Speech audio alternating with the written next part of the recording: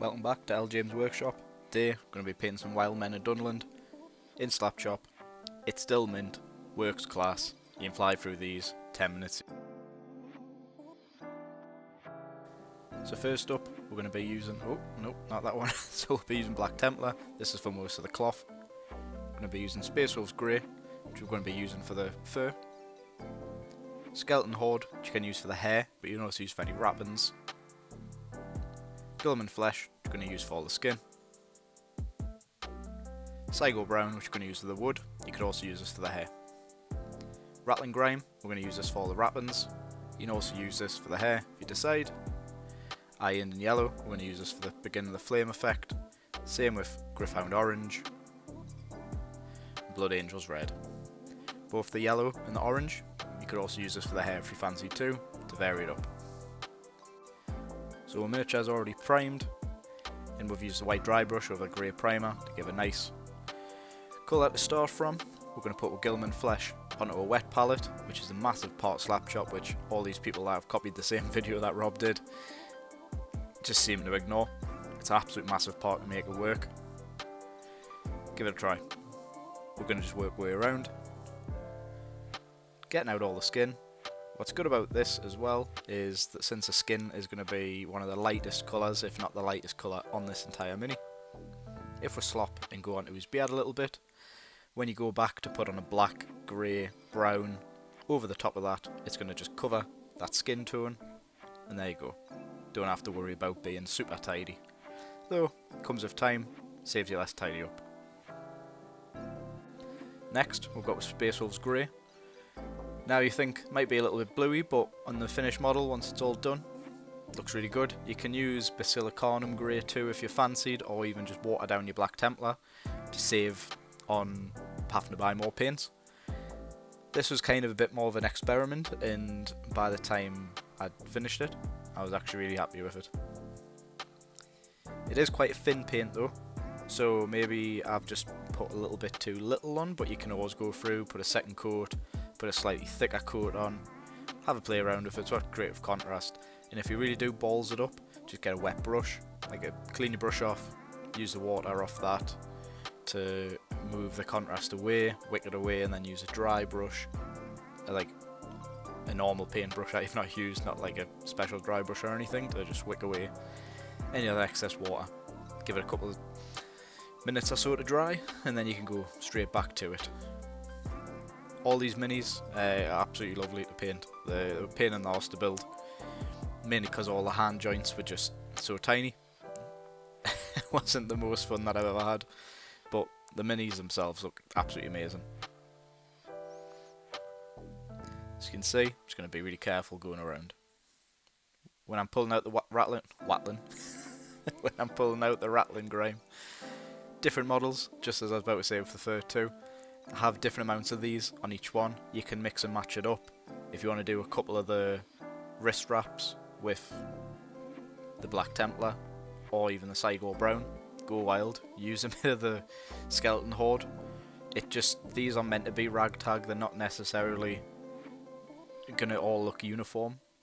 You can do them all in a colour and have them lined up, do all the furs the same colour on every single one, go through, do all the wrappings and boots the exact same colour on every single one. Or what you can do whenever I batch paint these type of minis, I'll just grab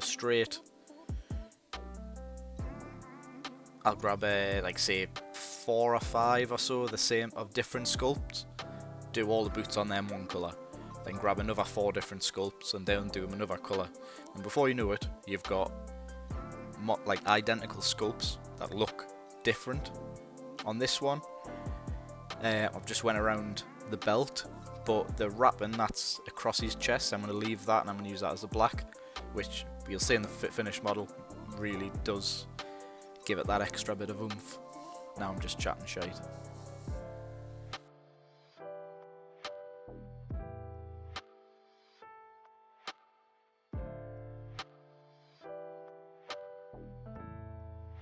Next we're going to be using the Black Templar.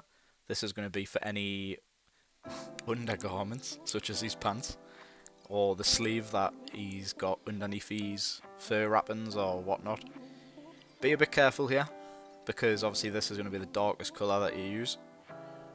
If this does go over the top of our things, it is going to really obscure them, but what you can do, again, get a wet brush, get a clean brush off, and then use that water to wick it away. Can end up being quite good too, because all you're doing, it's like you're using a wash over the top of something, so you're just going to darken them recesses. It might look a bit funky, so do try your best to be as tidy as possible. But if you make a mess, look, at the end of the day, these things die in droves. The first game I played with them was with my partner, and she absolutely mullied us with throwing spears because these guys are made out of paper. But I'm pretty certain I'll get my own back on her one day.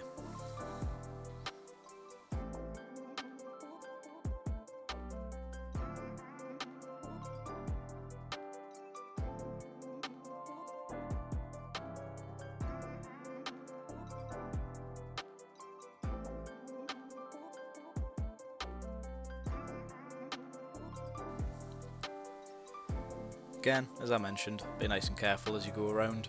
If you get any sort of pooling or out like that, just use your brush.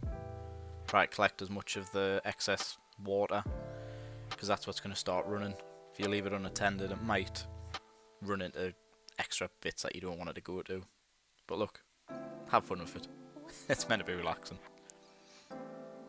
Next up, nice and simple this, we're just going to be using Sigor Brown, which is a really nice warm brown, and we can use this to differentiate between, that's a big word isn't it, can't believe I said it first time, between like say your wood and your leathers. Sometimes your models can sort of look a little bit almost like washed out, or a little bit like devoid of life if you have, because I use way too many browns in everything that I paint, because let's face it, most of these things are covered in leather, like they've got some sort of mad kink. Using a nice bright brown like this, or a warm brown, really pulls it away from the brown that we've used on the leather on this model. To get super fancy here, we're going to do a super quick fire effect on this flame. When you get white, eye end and yellow, we're going to just chuck this all over. You can wait for it to dry. I would suggest you maybe do, if this is the first time you've ever done it, for the very first layer. Whereas with orange and red, we're going to high on when it's wet. Might even do a little bit of wet blending if need be. And I know that sounds intimidating, but when you're doing it with contrast paints, it does half the job there. And if I can do this, you can do it.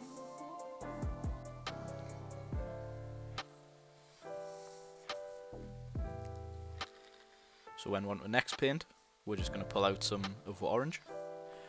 We're going to paint this about 2/3 to about halfway down the flames. With them both being wet, it is going to just mix them together, blend it in, and it gives you a much more natural tone. If you're doing this and your yellow is dried, don't worry too much about it. All you need to do is, once you've put your orange on, wet your brush, and then all you're going to do is feather out the orange into the yellow. I know it sounds intimidating, but if you put that little bit of yellow, that little bit of... if you use the wet brush into a little bit of orange, and you pull it away, all it's going to do is dilute that and just make it go further into the yellow. That sounds confusing and makes no fucking sense. So you're just going to get your red, do the same thing, you're going to go about 1/3 the way down, 1/4 of the way down, and you're done. Nice and simple. You want to go a little bit extra, you can put some black on the edge of the flames, just on the very, very tips, but look, you get 24 of these in the box I think. You want to just be able to churn through them. To me, for under 10 minutes of work or so, while cocking up the first time I did the fire and trying to decide what colours I was going to use, I think that this turned out really well. You know what? It's pretty good to be back. Just not really had much time to make many videos. I've been doing good. Look, and the same thing I always say, paint, have games, have good times with your mates and enjoy it. Like, don't take everything so seriously. There's a load of shite going on in the world, and it's good to have that little escape, but don't use it to completely ignore everything that's around you. Like the video, share it to your mates, go here, look at this knob, subscribe, I'm going to be putting more stuff up soon.